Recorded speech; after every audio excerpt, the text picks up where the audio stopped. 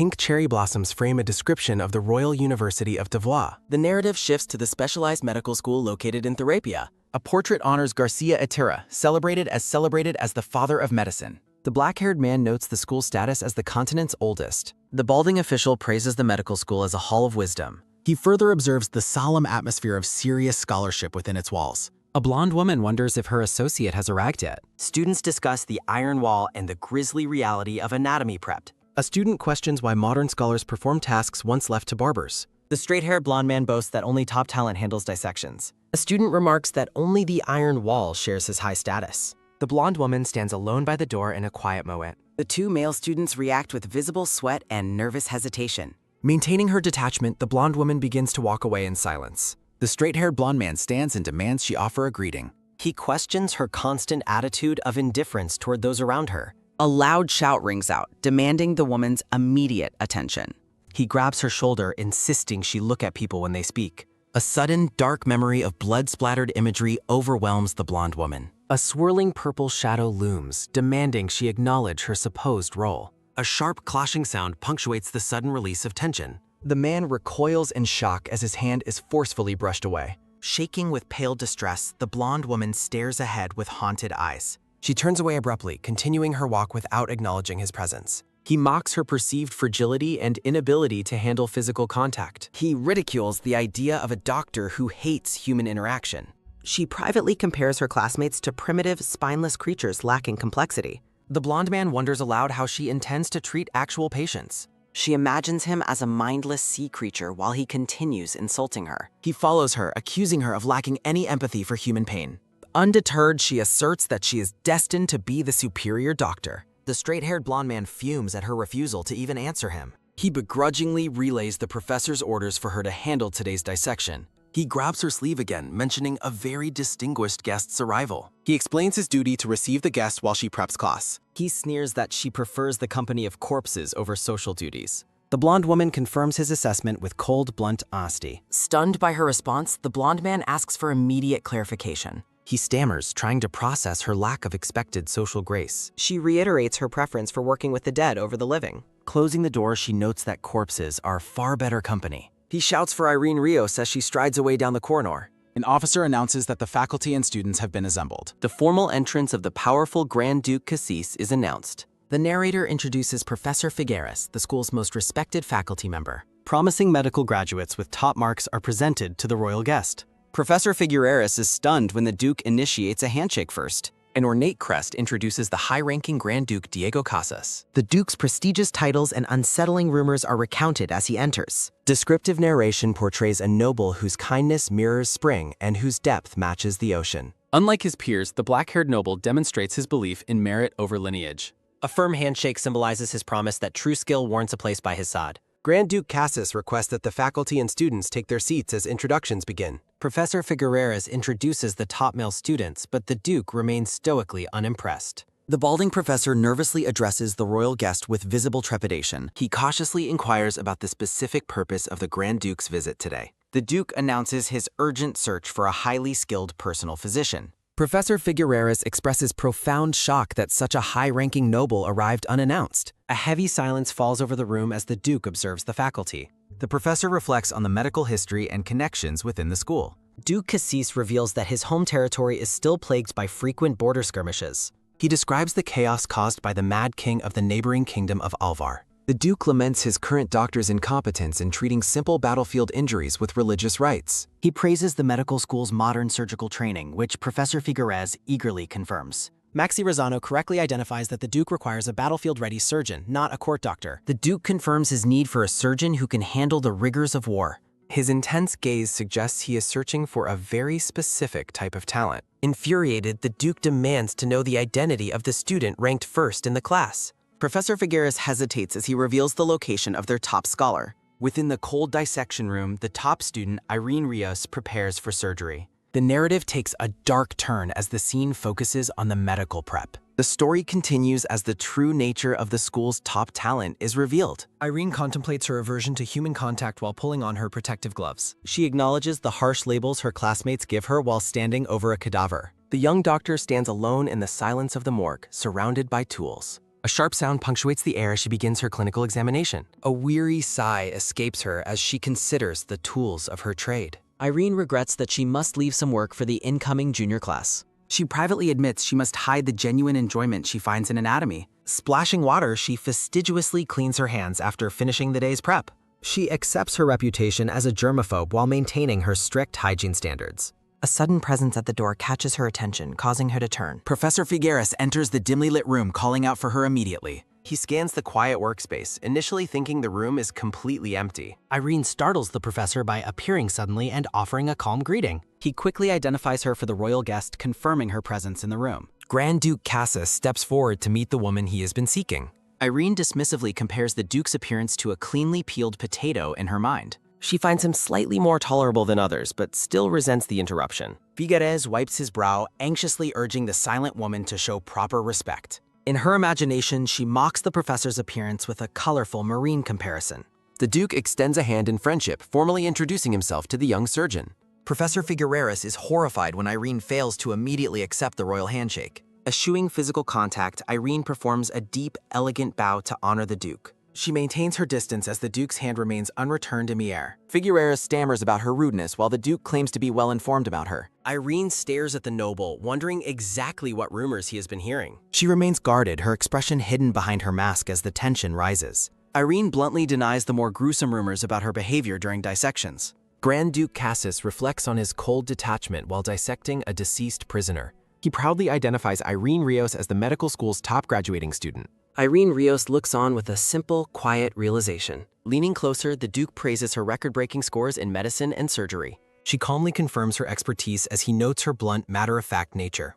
Examining her work, he marvels at the perfect precision of her cuts. He notes her incredible skill and finds her more eccentric than ladylike. The Duke reveals his search for a surgeon to be his physician. He offers her the prestigious role, certain she will accept the opportunity. A sharp sound punctuates the air as she delivers a blunt refusal. Irene stands in silent defiance after rejecting the Grand Duke's surprising offer. Shocked by her dismissal, the Duke and the professor ask for clarification. She ignores any proposed benefits and repeats her refusal to serve him. He asks for her reasoning while she begins to walk away indifferently. She looks back and states she cannot be a doctor for people. Irene suggests he consult other students to understand her reputation for avoidance. A cold tension lingers as she walks past the powerful Grand Duke. Stopping Maxi, she instructs him to consult the professor about his respiratory issues. She explains that steam inhalation will only provide temporary relief for his condition. Watching her leave, the Duke asks the soldier to confirm his diagnosis. The soldier admits he has suffered from seasonal breathing difficulties since childhood. The Duke taps his chest, amazed she diagnosed the man with a glance. Figueres praises her unmatched scores and her exceptionally sharp five senses. The professor insists her talent is perfect for the rigors of surgery. Cassis reflects on how easily he has always won the favor of others. Recalling a pampered life, he admits he found existence to be tedious. He remembers only feeling alive when facing death on the violent battlefield. Riding through town, he laments how quickly his life's games usually end. He equates her recent refusal to a fresh challenge in his boring world. The Duke smiles broadly, finding her stubborn defiance to be very interesting. The scene shifts to a grand estate where a new banquet begins. Guests at the lavish party whisper and observe the arriving nobility. Count Rodri warmly greets the Grand Duke and inquires about the festivities. The Duke politely thanks his host for the welcome to the territory. He privately mocks the modest scale of the event compared to the capital. Bored by the local nobility, he wonders how long he must stay. A noble introduces his household, catching the Duke's attention with his surname. The Duke immediately thinks of the strange student he met the previous day. He recalls the similar tone of the rumors he heard at her. Students describe Irene as a heartless ice doll who avoids all human contact. A student recounts the terrifying, lively gaze she has when performing dissections. He notes her many unpleasant nicknames while finishing a sip of his drink. Baron Rios and his wife offer a polite greeting to the royal guest. The Baron proudly presents his daughter, Letitia, for a formal introduction. Letitia curtsies and asks if the Duke remembers their meeting 2 years ago. He charms her by apologizing for forgetting someone so beautiful and striking. The Duke asks Letitia if she happens to know a woman named Irene. A dark, heavy silence falls over the Rios family at the question. The Baron nervously admits that the woman he seeks is actually his daughter. Smirking, the Duke finds the connection between the two women to be fascinating. Duke Cassis mentions visiting the medical school yesterday and meeting Irene Rios, whom he describes as an outstanding talent. Baron Rios praises his wise daughter as Letitia blushes and they prepare to take their leave from the banquet. The nervous Baron is startled when the Duke addresses him once more before he can depart. Duke Cassis asks if he may visit the Rios estate soon to speak with the entire family. The black-haired noble smiles broadly while anticipating his upcoming visit to the Baron's home. He privately resolves not to miss out on something that looks so interesting to him. A quick tap sounds as a hand rests upon an open book in the quiet library. Maxi Rosano mocks Irene by using her derogatory nickname and asking if she acknowledges being a broom. Irene looks up with indifference while Maxi reacts with a startle of visible shock. He shouts at her to maintain eye contact as other students observe their constant, loud bickering. A weary sigh escapes him as he wonders why she frustrates him so much every time. Maxi points a gloved finger to emphasize his upcoming question about her recent actions. In the library, he inquires if the rumor about her rejecting the Grand Duke's prestigious offer is true. He recalls Irene raising her hand during a lecture to challenge a professor's specific teaching method. She reflects on the inhumanity of deliberately breaking a frog's legs for a medical lesson. Maxi Rosano scoffs at her mention of humanity, claiming everyone would laugh given her cold reputation. Maxi rests his chin on his hand while staring at her in pensive silence. Irene continues reading, noting the professor would only change methods if a genuine problem existed. She realized she was excluded from the unspoken agreement between students and professors to remain silent. Irene asks if he understands the true reason behind the Duke's recent visit to the school. A soft thud sounds as she rests her hand on her book and confirms his guess. She explains the Duke was only interested in the top graduating student before she begins to leave. Maxi Rosano sits in stunned silence as Irene indifferently walks away from him. He realizes he was ignored for not being first and wonders why she initiated the conversation today. Later, Irene meets him in a hallway and suggests it is better to avoid each other outside lectures. He asks if she is telling him to get lost while looking deeply offended by her suggestion. She suggests his brain is malfunctioning and recommends he seek an immediate diagnosis from their professor. Infuriated, he shouts for her to get lost instead if she dislikes seeing him so much. He storms off, demanding she never speak to him again while she remains confused by his anger. A sudden clack punctuates the air as a food tray is placed on the gavel. Maxi orders her to eat a balanced diet, blaming her difficult personality on her picky eating habits. Irene reflects on his forgetfulness and wishes for a surgical specialty that specifically treats the brain. A faculty member approaches Irene to deliver a message while she holds her red book. He hands her an express letter from her home, describing the delivery as particularly urgent. He wishes her a pleasant afternoon while she examines the sealed envelope from her family. Irene wonders about the letter's contents while her classmates gossip about her mysterious family life. The letter demands she return home by Sunday, causing her cold expression to darken further. Irene sits stiffly on a couch beside her father as they host their royal guest. Duke Cassis observes the family's obvious tension, noting they make no effort to hide their situation. He wonders if their behavior is routine as Letitia arrives with the teapot. Letitia offers the Duke wonderful tea leaves she wanted to serve him personally as a welcome. A soft metallic sound echoes as tea is poured into an ornate blue and gold cup. A sudden splash occurs as the tea overflows and spills over the Duke's gloved hand. His guard asks if he is all right while the Duke remains stoically calm despite the spill. Closing his eyes, he takes a sip of the tea despite the liquid dripping from his hand. The Duke praises the excellent fragrance of the tea, surprising the nervous and apologetic Letitia. He dismisses her apology, claiming her sincerity overflowed and the tea warmed his cold hands nicely. Letitia is touched, reflecting that the Duke is wonderful and entirely different from other men. She considers how quickly such a mistake would normally make her the talk of the town. The Duke sits elegantly among flowers, maintaining his charming and refined presence during the visit. Letitia leans into the Grand Duke, wondering how affectionate he is with his lovers. The atmosphere in the room softens as the family gathers for tea. Irene listens intently as her sister speaks to her across the room. A quick clack sounds as the ornate teacup is set on the table. Irene stares at her own reflection within the depths of the tea. Duke Cassis notes that Irene is staring at her tea as if it were poison. Baron Rios praises the Duke's heroism and expresses a desire to serve him. The black-haired Duke questions the Baron about his previous claims of doing business. The Baron clarifies that giving his life for his country would be his greatest honor. The Duke reflects on his distaste for those who offer empty words without commitment. A weary sigh escapes Duke Cassis before he turns his attention back to Irene. He acknowledges the difficult, old-fashioned culture Irene faced as a female medical student. The Duke praises Irene for consistently achieving truly remarkable results despite the obstacles. The Baroness chides Irene for her silence while the Duke dismisses any concern. He reveals to the shocked family that Irene refused his offer of employment. Stunned by the revelation, the Baron asks the Duke for further clarification. The Duke confirms that her top-class rank and her refusal are facts. He points out that no one else would be more skilled than her. Baron Rios is visibly flustered by the idea of Irene as a royal physician. Letitia is struck with disbelief, wondering if the news is actually true. Letitia asks the Duke to be generous, claiming Irene must have a reason. She implies that her sister is different from ordinary people in a negative way. Duke Cassis leans forward and asks exactly how Irene is supposed to be different. The Baroness and Letitia exchange a knowing, tense look during the uncomfortable silence. A simple statement notes that Irene has difficulty getting along with other people. The Baroness sighs, lamenting their inability to fix Irene's difficult and stubborn personality. She admits it is embarrassing that Irene never debuted in society at her age. The Duke watches Irene's quiet reaction to her family's cruel and demeaning words. Something about the situation feels disgusting to the observant and judgmental Grand Duke. Baroness Rios acknowledges the Duke as he addresses her with a stern expression. He prepares to explain exactly what he requires from a personal physician. The Duke sits before the Rios family, dominating the room with his presence. He explains he needs a doctor who can handle blood and battlefield surgery. The Duke declares that Irene's personality is irrelevant if she can save his soldiers. He shocks Letitia by stating he doesn't need any more splendid flowers around him. Letitia recalls the numerous women who tried to catch his eye in the capital. She remembers being just another face in the crowd he failed to recognize. Letitia grips her dress tightly, consumed by a dark and simmering silent rage. Irene reflects that the Duke used to look like a simple, peeled potato. She decides that he now looks a bit more like a sweet potato.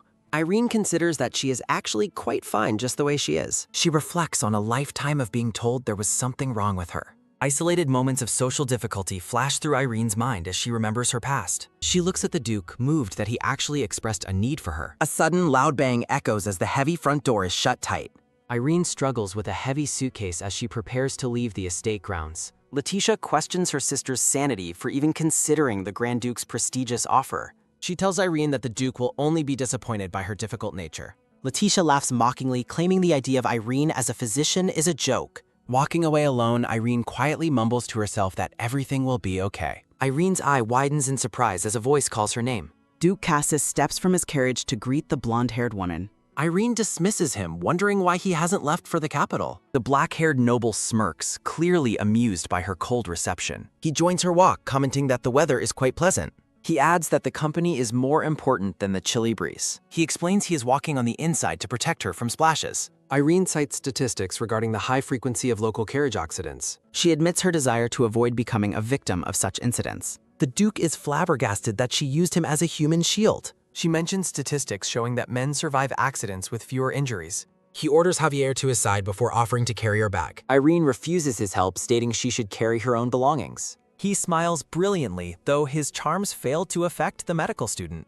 He reaches out his hand, hoping to finally assist her. She walks right past him while gripping her heavy suitcase tightly. The Duke watches her go, appearing deeply intrigued by her indifference. He proposes a weekly wage with guaranteed monthly increases for her. He claims these terms are exceptional for any graduating university student. A confident, sparkling smile plays on the black-haired man's lips. Irene's bluntness is sharp as she critiques his seemingly poor memory. She recalls being popular in anatomy class only for her clinical skills. She tells the Duke to simply focus on his other strengths. A shocked expression crosses the noble's face at her clinical diagnosis. He chuckles and asks if this is her unique way of consoling him. He reminds her of her claim that she cannot treat people. He admits his persistent nature despite her repeated and firm rejections. He thanks her for helping him realize his own stubborn side. He warns her of a vicious dog lunging at them ahead. A large dog snarls while Javier draws a knife for protection. Irene ignores the dangerous animal and walks by without any fear. The Duke laughs heartily, finding the entire situation and her entertaining. He reflects on never having met such a unique woman before. He notes that her complete indifference toward him is a first. He decides he must bring her to his territory of Norte. Javier sheaths his weapon and suggests they continue their journey. The Duke teases her for having a fearful and cautious personality. She stops and admits that she simply has a desire to survive. She declares her simple wish to live for a very long time. A quiet gray-tone transition marks a brief passage of time. The silence is broken as someone addresses the noble Duke. Javier stands stoically while waiting for the Duke to respond. The Duke realizes they have walked for 2 hours without reaching school. He feels guilt for making the Baron's daughter walk so far. He mentions Norte is much warmer than her current location. Irene counters with encyclopedia facts about Norte's actual freezing temperatures. He clarifies he was referring to the warm-hearted nature of the residents. She remains skeptical about measuring temperature through purely subjective means. He describes the simple-hearted allies and residents waiting for her arrival. They finally arrive at the gate as the evening light fades. Baron Rios asks Irene if she had dinner after she returns from her university pass. A gate closes with a heavy clock as the visitors prepare for their departure. A blonde noble questions Irene about why she returned alongside the high-ranking Grand Duke. He asks her to clarify if her previous rejection of his offer was a lie. He nervously questions if she is planning to relocate to the Duke's northern territory. He stares intensely while reminding her that she cannot actually become a medical doctor. He warns her not to even dream about serving as the Duke's personal physician. Irene walks away, acknowledging that she is unable to become anything in this society. A sudden, sharp gasp sounds as the man realizes he said something deeply hurtful. He calls out broom and tosses a wrapped object toward the blonde woman. Irene unwraps a potato, noting it is a kind gesture since she skipped lunch. She takes a bite and decides it tastes much better than she initially thought. Walking alone through the gardens, she reflects that a potato cannot beat a sweet potato. Duke Cassius watches her go, contemplating his strong desire to bring a physician with him. He prepares to leave while expressing his own simple and deep desire to survive. The next day, a gray-haired professor offers Irene a job as an anatomy assistant. He asks if she heard his offer before praising her exceptional medical dissection skills. Irene bows while promising to consider his proposal very carefully before she makes a decision. A soft creak sounds as Irene exits the office while repeating the job title. Dark thoughts cloud her mind as she wonders what she can actually become. She reflects on her life at the Baron's mansion as nothing but an eternal outsider. She remembers being forced to hide in the attic whenever guests visited the family. She considers that despite her university nicknames, she at least existed as a person there. She decides any choice is better than returning to live at the Baron's house. A sharp thud sounds as Irene trips over a stone while lost in thought. A sudden movement occurs as a hand reaches out to catch the falling Munin. Duke Cassis catches Irene in a dramatic embrace amidst a field of white flowers. He asks if she is all right, acknowledging that he knows she dislikes physical contact. Irene looks traumatized as she trembles with fear from the sudden, unavoidable touch. A cold wind blows as she stares at the hand currently supporting her body. A loud slap sounds as Irene pushes the Duke away with a panicked strike. Duke Cassis remains silent and stunned by her violent and immediate physical rejection. Irene trembles and gasps while addressing the noble by his formal title. He raises his hands in a peaceful gesture, glad that she was not injured. He notes that almost no one has ever pulled away from him like that. A dark memory flashes by of people intentionally touching her because she hated it. A man calls the harassment shock therapy while claiming she will be grateful later. The tormentors only stopped their pranks after Irene fainted and collapsed on the floor. Back in the present, Irene bows deeply to apologize for her sudden outburst. Duke Cassis notes her rushing and concludes that she must be very busy today. She explains her need to pack immediately before leaving her dormitory this week. The Duke reflects that she is genuinely curious and lacks any noble double meanings. He smiles while declaring that he is here to achieve his own personal goal. He tells Irene that when he leaves, it will be together with her. A quick top sounds as he assures her that his memory is perfectly fine. He asks about her future plans and if she intends to return home. Irene reflects that returning home is not an option and considers the assistant job. Duke Cassis leans in to claim his territory has everything she could ever want. A confident smirk appears on the black-haired man's face as he makes his pitch. Irene decides he isn't bad if boundaries are kept while he notes her love of food. Duke Cassis details the rewards of wealth and honor awaiting Irene in Norte. The black-haired man offers a small bag while promising her true freedom. He clarifies that the gift is a cake made entirely of sweet potatoes. He explains that the cook at his estate is an expert at baking. Irene accepts the gift after he assures her there are no ulterior motives. He mentions that his northern territory is a major producer of sweet potatoes. While walking, he admits his dislike for regular potatoes despite their cold weather resilience. Irene is surprised as the Duke begins discussing the geography of the kingdom. He describes the war-torn northern borders where only hardy famine crops can grow. Irene is fascinated as he describes the various dishes made from northern crops. He laughs while asking if she is tempted, just as Rosano approaches. The blonde man stops abruptly and bows deeply to greet the high-ranking noble. Rosano questions if Irene will accept the professor's offer to become an assistant. Irene surprises him by stating she does not actually enjoy dissecting human corpses. A heavy silence follows as the blonde woman stares ahead with hollow eyes. She reflects that internal medicine was unsuitable due to the constant need for conversation. Surgery felt easier because the injuries were visible and required no emotional labor. While preparing for work, she concludes that anatomy allows her to avoid emotions. Back in the present, Rosano urges her to accept the anatomy assistant position. The Duke intervenes, mocking the runner-up for being eager to take the top.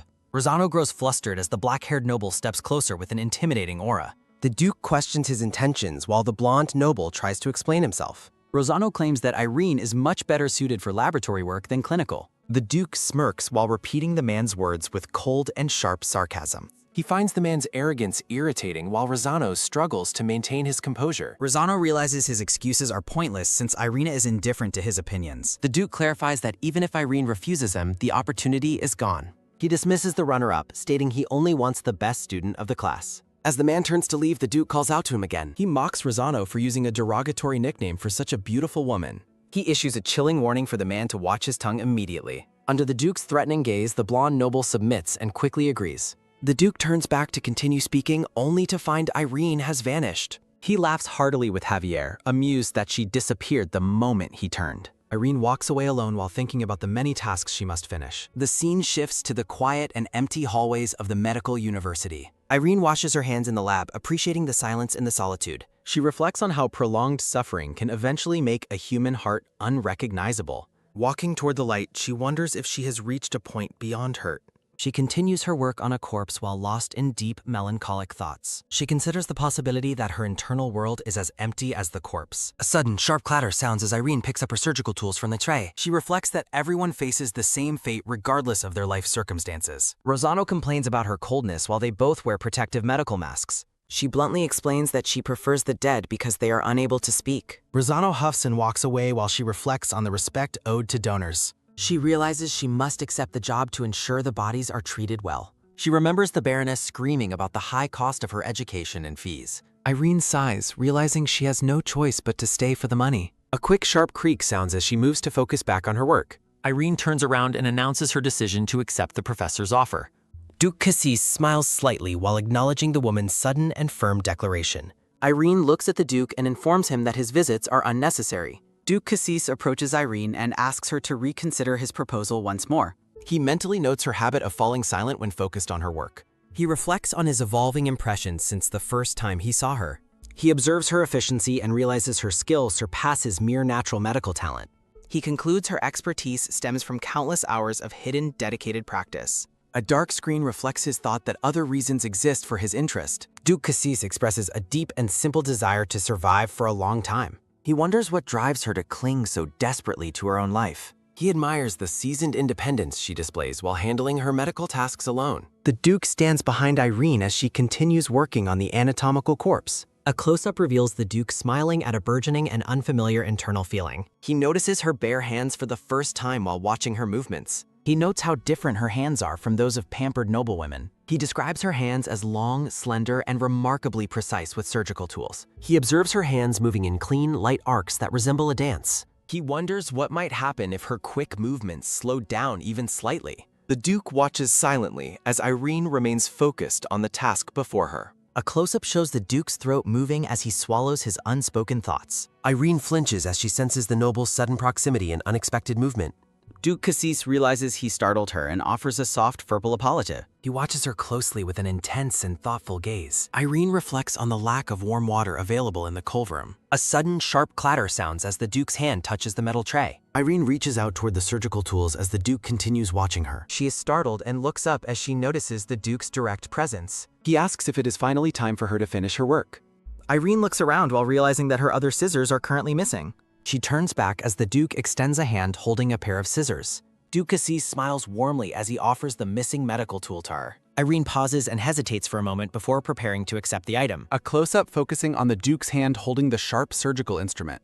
He mentally compares her cautious and defensive behavior to that of a cat. He decides to be patient, knowing she will flee if he approaches too quickly. Irene stares intently at the scissors as she reaches out her hand. As they reach for the tool, a sudden, quick slide occurs between them. A sharp gasp sounds as Irene accidentally cuts the Duke's hand with the scissors. A sudden, bright flash marks the exact moment of the accidental injury. A heavy clatter sounds as the scissors fall, and Irene steps back quickly. Javier panics and rushes forward to check on the Duke's bleeding hand. Irene suggests calling for help, but the Duke dismisses the minor wound. Javier remains extremely distressed and worried about the high-ranking noble's safety. A sharp slap sounds as Irene quickly presses a cloth against the wound. Irene notices the Duke's discarded gloves as she continues to tend the injury. A sudden, quick movement occurs as someone moves to collect the fallen items. A quick tap sounds as Javier retrieves the surgical gloves from the floor. Duke Cassis offers a sincere apology to Irene for causing her such distress. Irene reassures the noble that his small wound will stop bleeding very soon. Irene tilts her head as a sudden, inquisitive silence fills the room. She looks down at the noble's hand while noting that the bleeding is not stopping. A textured screen reflects a lingering moment of tension as the story continues. Irene observes with growing concern that the flow of blood shows no signs of slowing. Cassis explains his hereditary condition while Irene recognizes the medical reality of blood failing to clot. The black-haired man exhales slowly as a sudden, sharp breath escapes his lips. He mentions that in his mother's home country, the illness is known as cursed blood. A narration notes that the mention of this illness always brings a specific family to mind. The disease is an inherited condition that famously plagues the men of the Musco Peninsula royalty. The lack of a cure means that accidents are inevitable regardless of how carefully one lives. Most men afflicted with the condition do not survive past the age of 30 years old.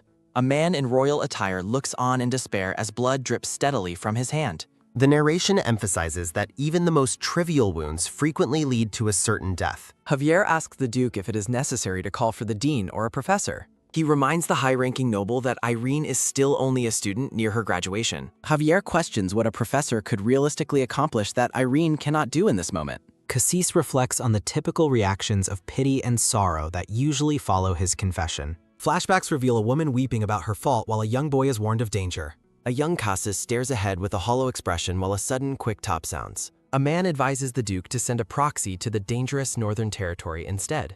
Cassis remains firm and declares his intention to personally travel to the land of Norte. He reflects on his deep frustration with the constant, suffocating pity he receives from others. He looks at Irene while assuming she will eventually show him the same sympathetic eyes. Irene bluntly corrects him by stating that the medical condition is hemophilia. The black-haired man is visibly startled by her strictly scientific and emotionless response. He notes that her gaze holds no pity or sympathy, only a calm and indifferent focus. He admires her efficiency as she treats the wound as if it were a routine task. Irene asks the Duke why he chooses to go to the dangerous front lines himself. A sudden, joyous laugh sounds as the Duke finds her honest curiosity genuinely refreshing. Irene observes that the bleeding has stopped but warns him to be extremely careful in the future. Javier is indignant about the injury, but the Duke silences his subordinate's outburst immediately.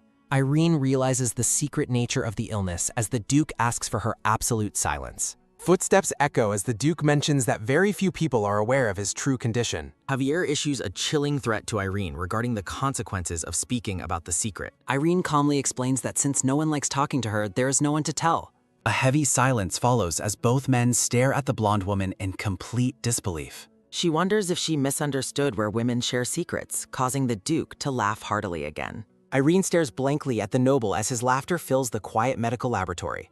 Irene repeats her question about the front lines, and he playfully claims he is simply bored. He clarifies that he is currently commanding the kingdom's troops in the role of their general. He explains that soldiers would not risk their lives if their leader hid away in safety. He wonders what the fallout would be if his subordinates learned of his secret hereditary disease. He asks Irene what she thinks would happen as a sudden chilling atmosphere fills the room. The Duke proposes that Irene become his personal physician since she already knows his secret.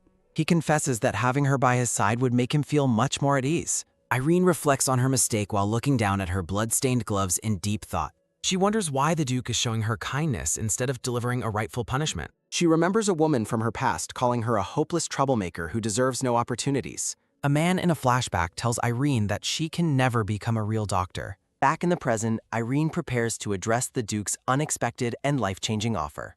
Cassis prompts her for a specific answer with a serious tone. The black-haired man asks if she truly hates him like others do. He notes she treated him without hesitation, contradicting a hateful stance. Irene reflects on her body moving instinctively before her mind could process. Cassis extends a hand while offering her a permanent medical role. He looks at her warmly while expressing his sincere need for her help. Irene admits her first impression of him was much more simplistic. She considers her fascination with incurable wounds as the Duke smiles gently. A quiet thump echoes in her chest as she processes his request. Irene clarifies the financial terms and wage increases of their potential agreement. She requests weekly sweet potato dishes, prompting the noble to laugh joyfully. Irene waves off his help, insisting she is fine traveling alone. Cassis expresses his own frustration with her refusal to accept any assistance. A sharp clink sounds as he hands her the medical instrat. He apologizes for being unable to personally see her off Viter Te. Irene takes the sharp tool, their hands nearly meeting during the exchange. She expresses her gratitude for his help as they stand together. Irene looks forward to a fresh start far away from her past. Her boots click against the floor as she embraces her new future. She dreams of a peaceful life on a farm after her work. A crisp snip sounds as she cuts the final tie to Therapia. The story pauses briefly as a collection of colorful illustrations appear. A heavy clatter sounds as a grand carriage enters the campus grounds. Irene watches from above as her ride to a new life arrives. She notes the coachman's punctuality with a small and satisfied smile. She remembers her peers mocking her for being precise with her timing. A soft click sounds as she closes her watch, valuing her habits. Irene grabs her suitcase, ready to leave her dormitory for good. A sudden shout rings out as a man spots her in the courtyard. She flinches slightly as the blonde man approaches her with great surprise. He questions her destination while noticing she is packed for long travel. The man explains his presence, though he knows the dormitory's strict rules. Irene internally critiques his focus, finding his curiosity to be a waste. He reacts with absolute shock upon hearing she is heading to Norte. She confirms her new role as the Duke's physician before walking away. The coachman bows politely and offers to carry her heavy suitcase. A quick tug sounds as he takes the luggage from her hands. Irene notes with relief that they managed to avoid any physical contact. She thanks him for the assistance while preparing to board the carriage. She is startled when the coachman addresses her with a formal title. The carriage begins to move, leaving the medical academy behind forever. A loud thump sounds as the man begins chasing after the carriage. She dismisses the man's frantic pursuit as none of her friend. Irene looks out the window, her gaze fixed on the road ahead. The coachman points out someone following them, asking if she knows the person. A heavy thud sounds as the blonde man runs with desperate effort. He continues his frantic chase, looking absolutely furious about her departure. Irene instructs the driver to proceed, ignoring the man trailing behind them. A sharp gasp escapes the man as he struggles to keep up. A loud bang sounds as an angry woman demands an explanation. Letitia questions why Irene is suddenly preparing to leave their household. Letitia demands to know why Irene is traveling to the land of Norte. Irene reveals she found employment and critiques Letitia's constant yelling. Letitia screams with rage, demanding to know where Irene found a job. Irene announces her new position as the Duke's personal physician. She confirms she has accepted the offer and its generous financial terms. Irene praises her new employer while Letitia is silenced by her annoyance. Letitia hurls insults, calling the position absurd for someone as shabby as Irene. She continues her tirade, calling Irene a hopeless and good-for-nothing nuisance. Irene offers a condescending lesson on how Letitia might improve her memory. She mocks Letitia for forgetting the Duke's need for a skilled surgeon. A sharp stomp sounds as Irene compares Letitia's intellect to a sea anemone. Letitia predicts that Irene will be kicked out in less than a month. She warns that the Duke will discard Irene once her nature is revealed. A dark shadow looms as Irene contemplates the reality of her nature. Haunting voices mock Irene for her academic success and social stand-in. Cruel whispers accuse her of being a heartless surgeon who cuts people open. Irene flinches as a voice labels her as nothing more than a butcher. Irene surprises her relative by offering a sudden and calm word of thanks. A deep breath sounds as Irene explains how Letitia's face helped her senses. Letitia pleads for her father to discipline Irene for her perceived insolence. The Baron dismisses the request, noting the decision was the Duke's alum. He laments losing the chance for Lucas to mingle with higher nobles. The man is bitter that Irene was the one noticed by the Duke. He finds bitter comfort that the Duke noticed Irene only as a physician. Irene prepares to leave as the Baron questions her mode of travel. The family reacts with shock as the Duke's personal carriage waits outside. Irene reaches for the handle, ready to leave her old life behind. Her relatives attempt to guilt her by mentioning their years of support. Irene acknowledges the hand-me-down clothes they provided throughout her childhood. She recalls the minimal daily food they gave her in their home. She reflects on their harsh kindness as she finally prepares to leave. A sharp creak sounds as Irene walks out and ends their history. The Baroness schemes to use Irene's position as a pretext to visit. A moment of silence falls as Irene and Cassis arrive at the station. A sudden loud thump sounds as a carriage door reveals many books. Cassis notes the excessive weight while the horses appear visibly worn out. Irene asks if bringing her most important books is truly too much.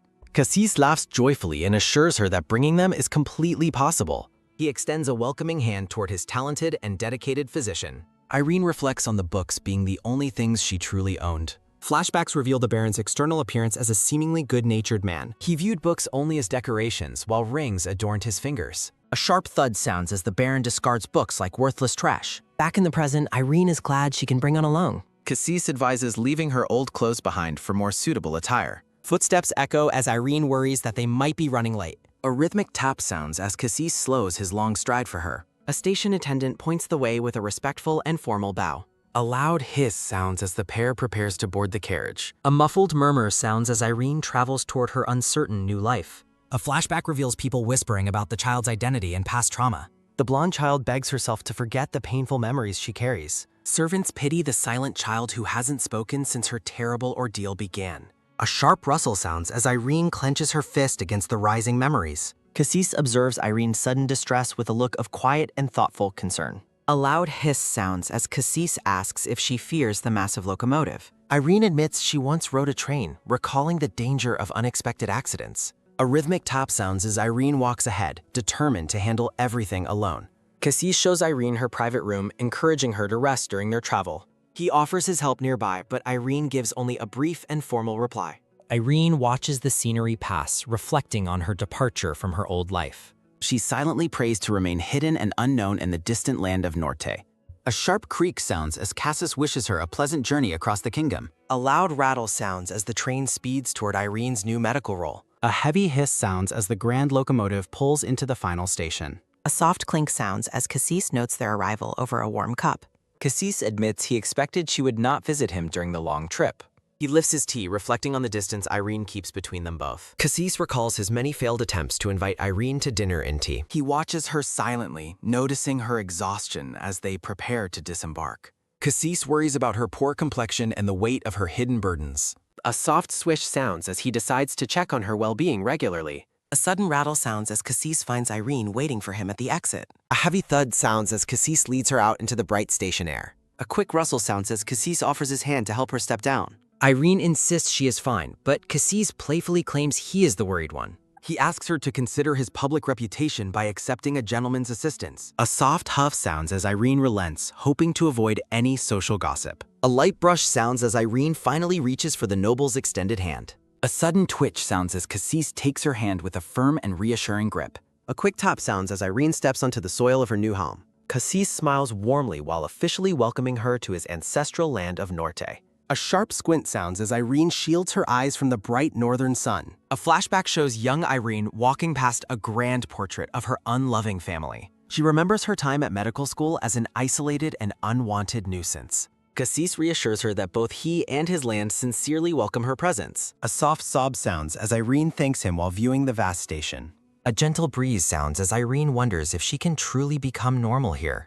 A dark thought lingers as she fears a peaceful life may be impossible. A grand castle stands before them, marking the beginning of Irene's new life. Cassis introduces the estate staff who have gathered to welcome their new guest. A formal bow sounds as the butler Adolf Maria introduces himself to Irene. The cook Juana greets her cheerfully, planning a massive feast for the newcomer. Juana declares her personal mission is to feed every skinny person she meets. A sharp cough sounds as a man reacts to Juana's overwhelming culinary enthusiasm. The maid Mia introduces herself before Irene offers a blunt and self-deprecating greeting. A sudden gasp sounds as the staff reacts with shock to Irene's words. Irene's eyes widen as she realizes she may have ruined the formal mood. Cassis clarifies her high status as his skilled personal physician to the stunned staff. The orange-braided maid promises to ensure Irene's comfort, while the blonde doctor reflects on the insults she once endured. A stout, mustachioed man reacts with loud indignation to the news that a female surgeon has been hired. The former royal physician, Miguel Plichet, expresses his utter disdain for the medical profession of surgery. A grim flashback reveals Plichet's pride in internal medicine and his view of surgery as a craft for barbers. Cassis mocks Plichet's reliance on prayer, while the physician suggests a barber would be better than a female surgeon. Pliche mocks Irene's thin wrists and doubts her ability to handle surgical tools or the sight of blood. Cassius's gaze turns cold and sharp as he listens to the physician's arrogant and dismissive insults. Cassis sternly questions whether Pliche is challenging his authority, prompting a panicked and fearful denial from the man. Cassis laughs off the tension as a joke before firmly defending Irene's brutal efficiency with saws and hammers. After warning Pliche that Irene is his personal choice, the Duke watches as the terrified physician bows in submission. Pliche harbors a bitter grudge, privately predicting that Irene will soon flee the estate in tears of frustration. Cassis tells his gray-haired butler Adolf to find a skilled seamstress to create suitable dresses for the doctor. Cassis gently encourages Irene to begin unpacking and rest after her long and tiring journey to the north. The cheerful maid Mia offers her guidance, leading Irene toward her new private quarters within the Grand Castle. As they walk, Cassis watches Irene from a distance while Mia mentions the room has been meticulously prepared. A moment of quiet observation follows as Cassis keeps his eyes fixed on the departing blonde woman's silhouette. Irene is stunned by the sheer scale of her new room, finding the space almost overwhelmingly large and luxurious. Mia reveals a dedicated office space that Cassis ordered to be prepared specifically for Irene's medical research and work. Irene compares the grand workspace to a professor's study while Mia promises that her luggage will arrive shortly. Irene clutches her chest in surprise, her expression filled with a mix of wonder and deep internal uncertainty. Irene questions if such a room truly belongs to her while Mia affirms her status as the Duke's physician. Mia encourages her to explore her new home, leaving Irene to process the sudden change in her fortune. Irene reflects on the strangeness of being treated with such respect and care after years of social isolation. A sudden knock sounds at the door, signaling that Irene's heavy luggage and books have finally arrived. Mia is visibly shocked by the massive mountain of red-bound books that Irene brought with her. Irene insists on putting the books away herself, much to the surprise of the orange-braided maid. Mia protests, worried that the task of organizing the library is far too much labor for Irene alone. The maid wonders if Irene is even capable of performing such menial labor without the help of servants. Irene remains firm, hoisting a heavy stock of medical texts to prove her independence and physical strength. A quick rhythmic top sounds as Irene's hands fly across the shelves, organizing her library with clinical speed. Mia is awestruck by her efficiency and informs her of a dinner invitation from the Duke at 7 o'clock. Mia worries she might have offended the doctor, so she offers to wait at the entrance later. The maid explains her plan to act as a guide for dinner, and Irene simply agrees to the arrangement. Under a burning sunset sky, Irene realizes she has wandered far off course into the dense, dark woods. She gazes at a grand building, realizing with frustration that it is merely an identical twin of the main estate. Irene frets over her punctuality, hating the idea of being late for her very first formal appointment.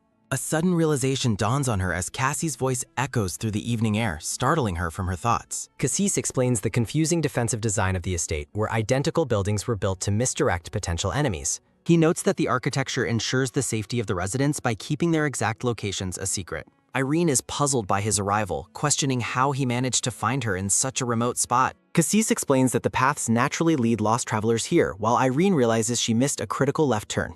Cassis offers a bit of gentle advice about staying put, but Irene insists on forging her own path. Irene clenches her gloved hands tightly, haunted by the belief that no one will ever come to find her. A flashback shows a young Irene wandering the streets of Therapia, feeling a sudden, lonely urge to walk further. The blonde child stops as she realizes she is completely lost and alone in the unfamiliar city streets. A soft drip sounds as rain begins to fall, soaking the young girl's small and worn-out shoes. Irene remembers standing in the cold rain, realizing that not a single passerby spared her a glance. She recalls returning to the Baron's estate late at night, only to find that no one had even noticed her absence. The memory concludes with the bitter realization that to her family, she was nothing more than a ghost. Cassis looks at her with a thoughtful expression, repeating her words back to her in a low, questioning tone. Young Prince Diego hides behind a tree while his attendants search for him. Cassis steps toward Irene and explains that he came to find her. He promises to search for Irene whenever she gets lost in the future. Irene questions why Cassis believes she might be angry with his arrival. Chibi Cassis recalls getting lost on campus frequently during his third school year. He assures her that his great patience prevents him from ever losing his temper. Irene notes her appreciation for her employer's generosity as they walk back together. Cassis mentions that Dr. Plichet is waiting for dinner and likely stretching his neck. He mocks the physician's appearance while Irene reflects on Pliche's many layers of fat. Cassis dismisses Irene's worry after a cough, claiming to be perfectly fine. Irene looks on with a silent and curious expression of mild confusion. A rhythmic top sounds as Cassis observes that Irene is quite a slow walker. Irene recalls her brother mocking her for lagging behind and calling her a broomstick. She promises punctuality despite today's delay while enjoying the walk through the estate. A sudden gasp sounds as Mia reacts with shock to their arrival at the castle. Mia apologizes profusely while Irene takes full responsibility for wandering off and getting lost. Cassis eases the maid's guilt by refusing to place blame on anyone for the incident. Irene reflects on the Duke's astonishing gift for kindness compared to her past experiences. Irene views herself as a ghost while seeing the Duke as her personal sen. She considers herself a freezing north wind and Cassis a thawing south wind. Irene realizes that the Duke is the complete opposite of everything she is. A sudden gasp sounds as Mia finds Irene sitting on the floor of her study. Mia brings a special sweet potato pie snack prepared especially for Irene by Hwaya. The orange-braided maid presents the dessert while promising to ensure Irene's absolute comfort. A soft clink sounds as Irene uses a fork to take a small bite. A look of quiet surprise and delight fills the blonde doctor's face. Irene eats her solitary snack while reflecting on her deep happiness in Norte. Mia watches with sparkles in her eyes as Irene enjoys her personal treat. Irene looks up, noticing the maid's focused and happy stare. A sudden twitch sounds as Irene offers a piece of the pie to Mia. Mia refuses, fearing the cook would give her an earful for eating Irene's portion. She explains the staff's mission to fatten Irene up until she looks well fed. Mia mentions the Duke's daily order for sweet potatoes, which Irene finds perfectly logical. Irene reflects on the value of not desiring objects like gold or jewels. She finishes her pie while watching the beautiful evening sunset through the window. A sharp cough sounds as Pleesh enters the room and insults the size of it. Pleesh questions Irene's medical academy background while she compares him to a sunfish. Irene states her graduation class while noticing the physician's extremely tight and bulging belt. Pleesh complains about the manners of the younger generation before asking about Professor Figueroa's. Irene wonders if his query involves her professor's personal health or his finances. Pleesh asks if the professor has lost any more hair, confusing the blonde doctor. He mocks the bald man's obsession with freebies and his prideful social behavior. Pleesh claims money is supreme, while Irene finds no clean answer to his question. He dismisses academic medicine found in towers in favor of practical field experience. The physician calls Figueres a loudmouth and questions his professional weight in Devoa. Irene notices that Pleesh resembles a sunfish even more as he grows angrier. Pleesh reacts with shock when Irene claims she is not a doctor who treats people. A heavy frown forms as the physician stares at her with deep suspicion.